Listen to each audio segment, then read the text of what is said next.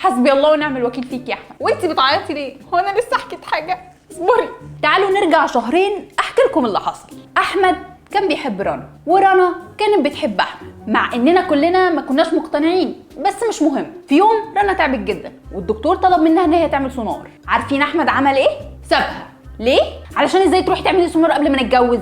ازاي؟ فرنا قالت له وايه يعني ده زي اي اشعه. قال لها وكمان بجحه وسابها ومشي. يا جماعه كفايه عيط هعيط. حسبي الله ونعم الوكيل فيك يا احمد.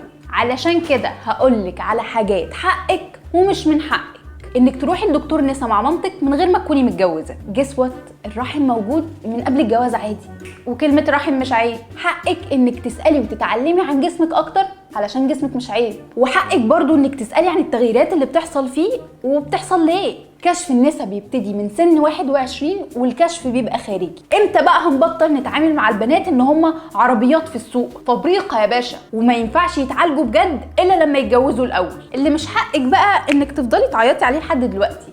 يا بنتي ده كان جاهل وعبيط، والله ما كان حد طايقه ولا حد طايق حرف الالف اللي في اسمه. بصي معاكي يومين تتخطي فيه، ويومين كمان كتير والله. ده محمد احمد عادي، مش جورج كلوني يا جماعه. شكري تزعلش. حسبي الله ونعم الوكيل فيك يا احمد. انت بتعيطي ليه؟ بخلص انا الاول.